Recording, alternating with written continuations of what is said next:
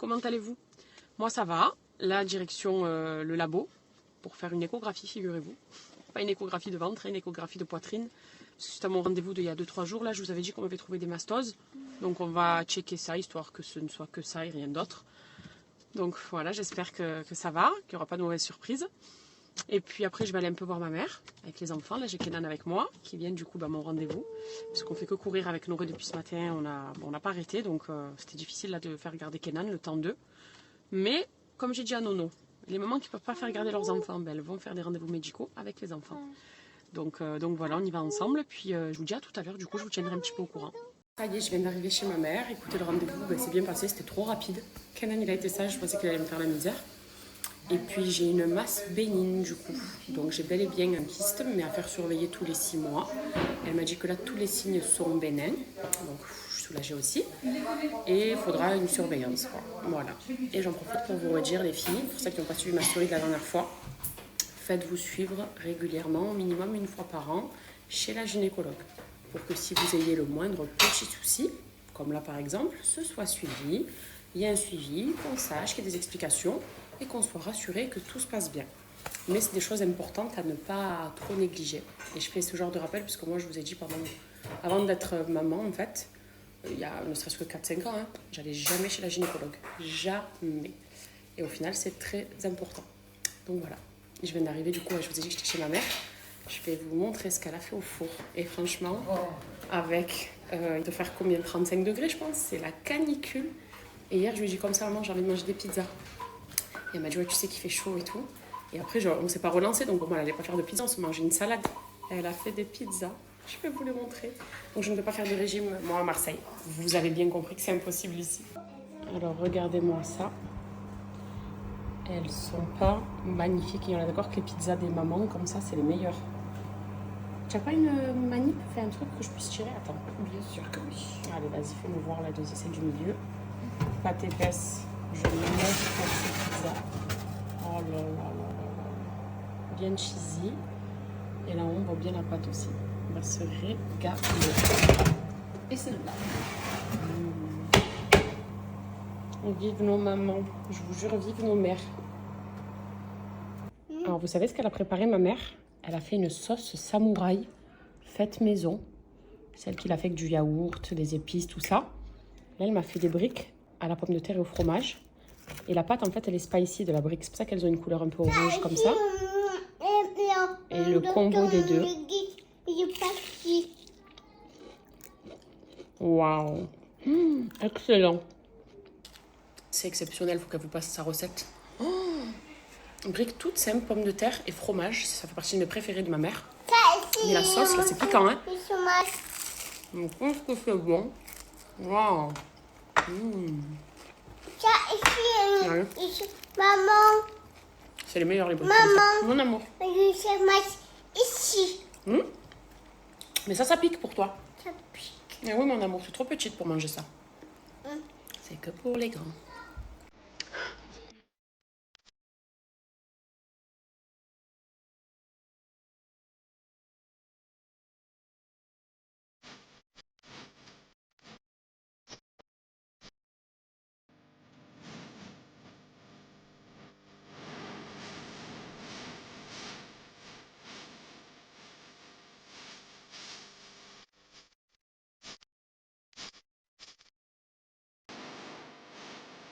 Quand vous me dites Cam, la viande, s'il te plaît, tu peux nous donner une bonne adresse à Marseille.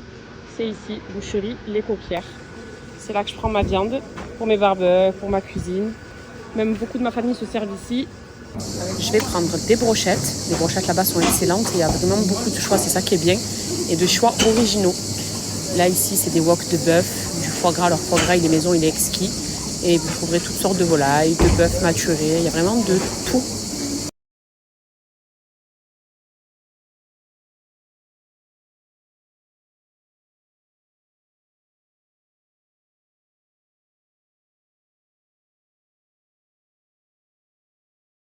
On a fini nos courses. Youpi! Je sors de chez Grand Cré du coup.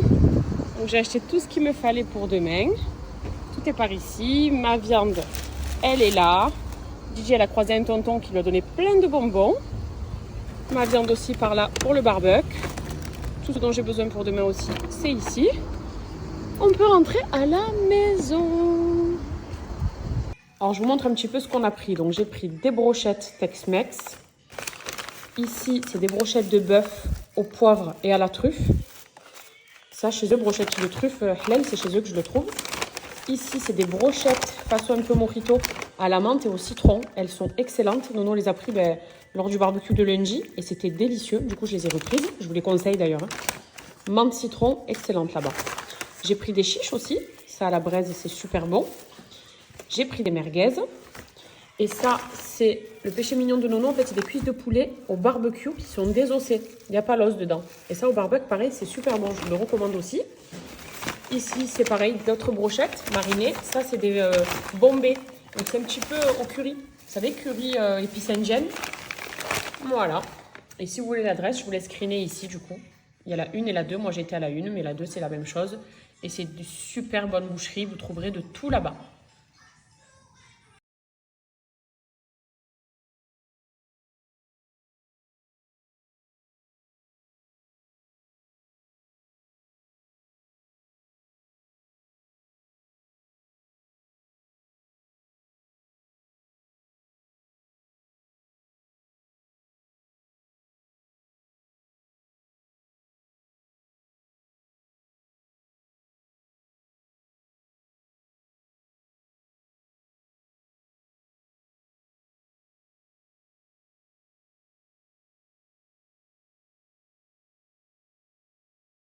Hello tout le monde, j'espère que vous allez bien.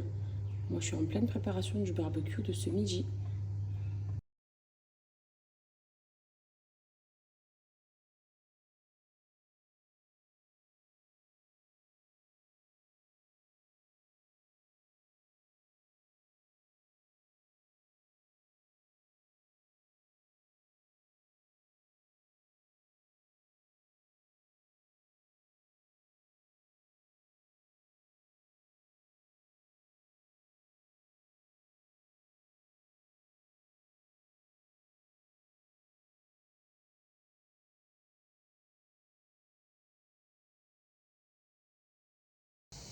Là, je suis en train de faire ma salade de riz.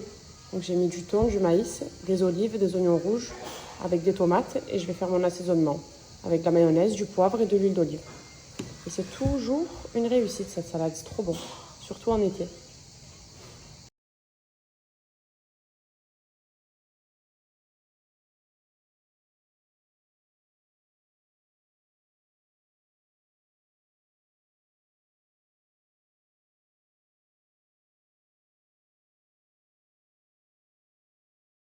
Tous mes accompagnements sont prêts du coup, donc ça c'est ma salade de riz. La salade de tomates mozza, je vais rajouter de la crème de balsamique. Ça c'est du falafel que Zozette nous a fait. Et ça c'est mes tartes salées à la tomate. Voilà.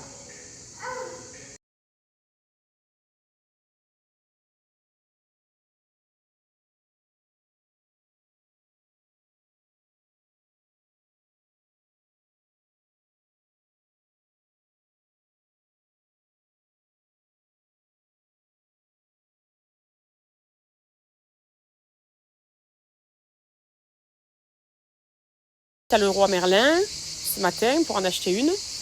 Et du coup la voici. Voilà.